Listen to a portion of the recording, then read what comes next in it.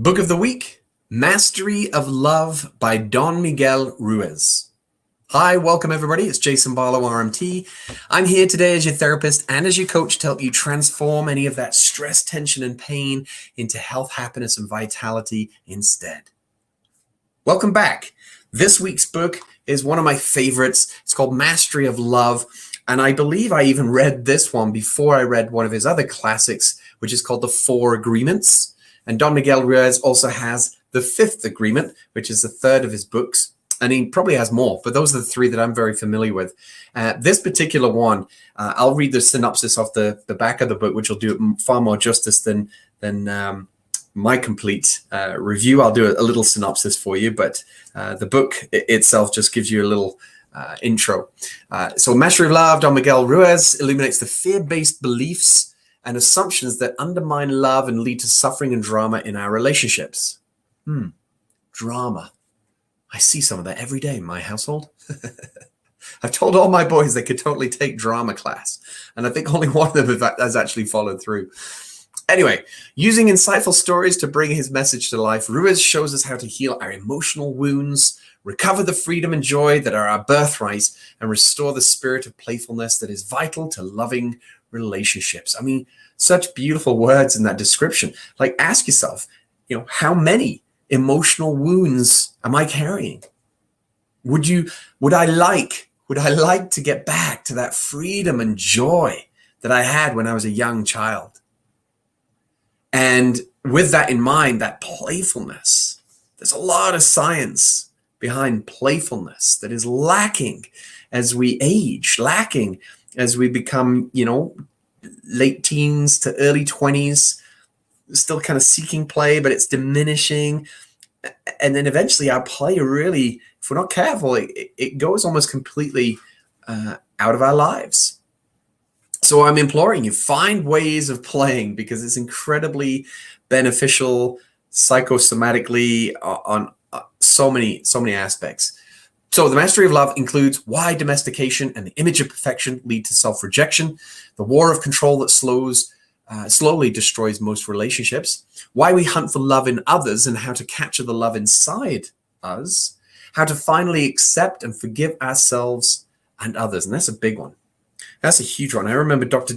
John Demartini years ago talking about just forgiveness alone. And he had this one female patient of his that was in South Africa at the time. He was in Australia. He was traveling to the US. And she was trying to connect with him. And they figured it out. Dr. John Demartini is a human behavioral specialist. Just look up his work, incredibly insightful. And she came to him. If I get this correct, she'd had at least 2 strokes. She was diagnosed with a terminal brain tumor and several other health issues going on at the time. Now, all he did was connect with this lady. Essentially what Don Miguel Ruiz is sharing in The Mastery of Love. Everything I've learned through Buddhist meditations, everything you can read about Tony Robbins, Deepak Chopra, Wayne Dyer, Carolyn Myss. I mean, I'm sure that's just the surface, but it's just those that I'm most familiar with. The essence of love, right? Love is so potent, so powerful if we purify it.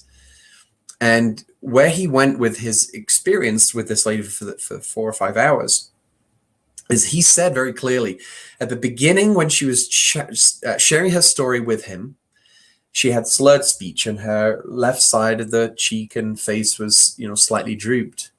And he said by the end of that 4 or 5 hours that those 2 symptoms alone were gone.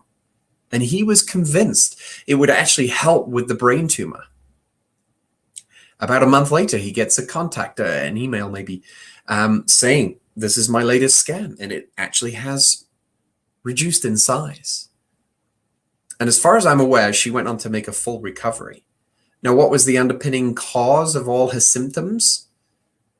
Because symptoms are a sign. A symptom is a sign from our psyche, our biology, as a means by which it's trying to catch our attention.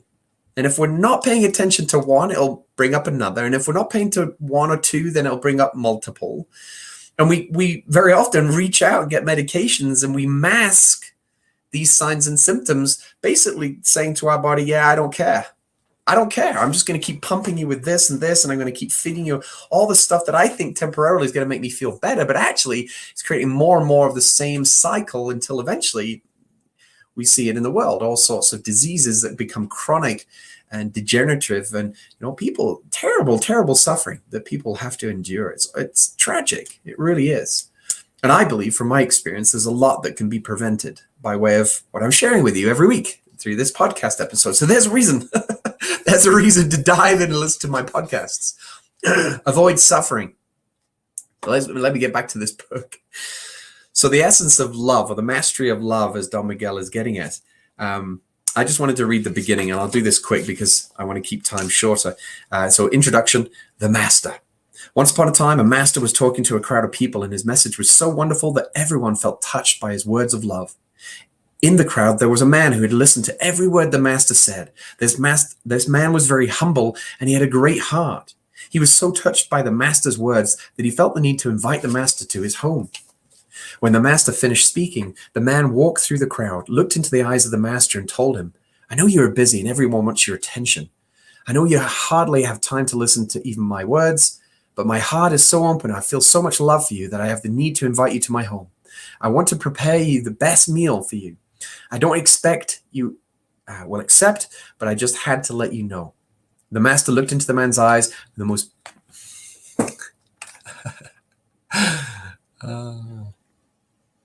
The master looked into the man's eyes, and with the most beautiful smile, he said, "Prepare everything. I will be there." Then the master walked away. At these words, the joy in the man's heart was strong. He could hardly wait to serve the master and express his love for him. This would be the most important day of his life. The master was going to be with him. He bought the best food and wine and found the most beautiful clothes to offer as a gift to the master. And he ran home to prepare everything to receive the master. He cleaned his entire home, prepared the most wonderful meal, and made the table look beautiful. His heart was full of joy because the master would soon be there. The man was waiting anxiously when someone knocked at the door. Eagerly, he opened the door, but instead of the master, he found an old woman. She looked into his eyes and said, "I'm starving. Can you give me a piece of bread?" The man was a little disappointed because it was not the master. He looked at the woman and said, "Please come into my house." He sat her in the place he had prepared for the master and gave her the food he had made for the master. But he was anxious, could hardly wait for her to finish eating. The old woman was touched by the generosity of this man. She thanked him and left. The man had barely finished preparing the table for the master again when someone knocked at the door. This time it was another stranger who had traveled across the desert. The stranger looked into the man's face and said, "I'm thirsty. Can you give me something to drink?" The man was a little disappointed again because it was not the master. He invited the stranger into his home and sat him in the place that he'd prepared for the master. He served the wine he had intended to give the master. When the stranger left, the man again prepared everything for the master. Someone knocked at the door again. I missed my second knock, didn't I? When the man opened the door, there stood a child. The child looked up at the man and said, "I'm freezing. Can you give me a blanket to cover my body?" The man was a little disappointed because it was not the master, but he looked into the eyes of the child and felt love in his heart. Quickly, he gathered the clothes he had intended to give the master, and he covered the child with the clothes. The child thanked him and left. The man prepared everything again for the master, and then he waited until it was very late. When he realized the master was not coming, he was very disappointed, but right away he forgave the master. He said to himself, "I knew I could not expect the master to come to this humble home. Although he said he would come, something more important must have taken him elsewhere. The master did not come, but at least he told me he would, and that is enough for my heart to be happy." Slowly he put the food away, he put the wine away, and he went to bed. That night he dreamed the master came to his home. The man was happy to see him, but he didn't know that he was dreaming. "Master, you came. You kept your word." The master replied, "Yes, I am here. But I was here before. I was hungry, and you fulfilled my need for food. I was thirsty, and you gave me the wine. I was cold, and you covered me with clothes. Whatever you do for others, you do for me." The man woke up and his heart was filled with happiness because he understood what the master had taught him. The master loved him so much that he had sent 3 people to give him the greatest lesson. The master lives within everyone. When you give food to the one who is starving, when you give water to the one who is thirsty, And when you cover the one who is cold, you give your love to the master. Isn't that beautiful? I believe a master arrives in all forms, including my iPhone holder, because that's why I'm having to react right now every 30 seconds to reach my holder. It's failing on me. The batteries are going. So on that note, I should shut it. So enjoy that book of the week, Mastery of Love by Don Miguel Ruiz. If you enjoy that one, you should definitely go get his 4 Agreements, because that is incredibly powerful book too. I didn't have that copy to be able to show you.